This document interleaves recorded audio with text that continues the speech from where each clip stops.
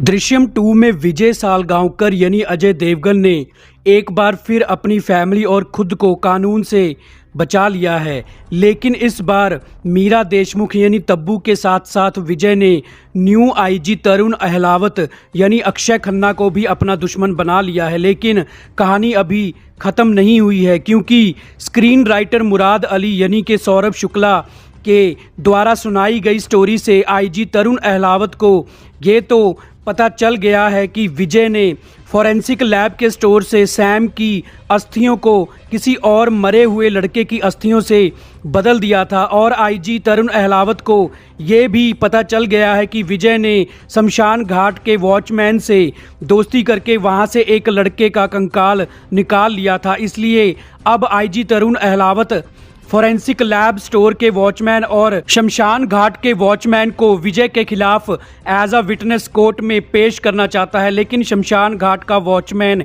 एक बीमारी जिसका जिक्र उसने दृश्यम किया है, और फॉरेंसिक लैब के वॉचमैन ने विजय को अस्थियों का बॉक्स बदलते हुए नहीं देखा था। फॉरेंसिक लैब का वॉचमैन तो सिर्फ इतना जानता था कि विजय सालगांवकर एक क्राइम थ्रिलर फिल्म बनाना चाहता है। इसलिए आईजी तरुण अहलावत के हाथ विजय के खिलाफ कोई सबूत नहीं लगता। आईजी तरुण जानता है कि विजय ये सब अपनी फैमिली को बचाने के लिए कर रहा है। इसलिए आईजी तरुण अब विजय को उसकी फैमिली से ही अलग करने का प्लान बना लेता है। आईजी तरुण अहलावत जानता है कि सैम का मर्डर विजय की बड़ी बेटी अंजू ने किया है, और आईजी तरुण अहलावत ये भी जान चुका है कि अंजू विजय सालगांवकर की असली बेटी नहीं है। विजय ने अंजू को एक कचरे के ढेर से उठाकर लीगली अडॉप्ट कर लिया था। इसलिए अब आईजी तरुण अहलावत अंजू के असली माँ बाप को ढूंढने में लग जाता है। आईजी तरुण अहलावत को अंजू के असली माँ बाप मिल जाते हैं। अनून को झूठ बोला कि अंजू विजय को कचरे के ढेर के पास मिली थी। अंजू के असली माँ बाप का डीएनए टेस्ट भी करवाया जाता है, और टेस्ट पॉजिटिव आने पर यह कंफर्म हो जाता है कि वो अंजू के असली माँ बाप हैं।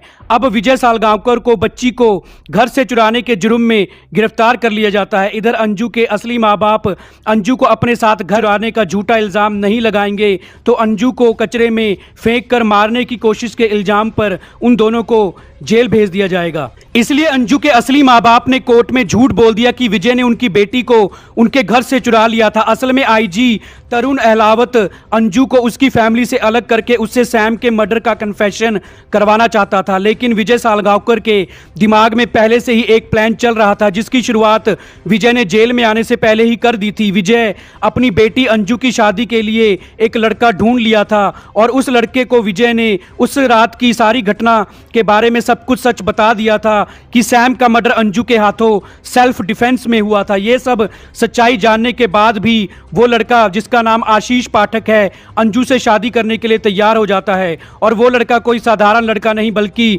मुंबई पुलिस का डीजीपी है। इधर अंजू के असली माँ बाप को जब ये पता चलता है कि अंजू विजय सालगांवकर के घर से उनके घर आना नहीं चाहती और वो उन दोनों को अपने माँ बाप ही नहीं मानती, वो विजय और नंदिनी को ही अपने असली माँ बाप मानती है, तब ये सब देखकर अंजू के असली माँ बाप को अपनी गलती का एहसास हो जाता है, और उन्होंने अपनी बेटी को कचरे में फेंक कर बहुत बड़ा पाप किया था। और अब वो दोनों कोर्ट में गवाही दे देते हैं कि विजय ने अंजू को उनके घर से नहीं चुराया था, बल्कि उन्होंने खुद ही अपनी बेटी को कचरे के ढेर में फेंक दिया था। अब विजय को जेल से रिहा कर दिया जाता है। फिर विजय अपनी बेटी अंजू की शादी मुंबई पुलिस के डीजीपी आशीष पाठक से कर देता है। विजय जानता है कि अब अंजू डीजीपी की वाइफ बन जाएगी और अंजू के खिलाफ केसेस की फाइल अपने आप ही बंद हो जाएगी। लेकिन विजय ने डीजीपी आशीष पाठक को अपनी बेटी अंजू से शादी करवाने के लिए तैयार कैसे किया, ये सवाल अभी भी आईजी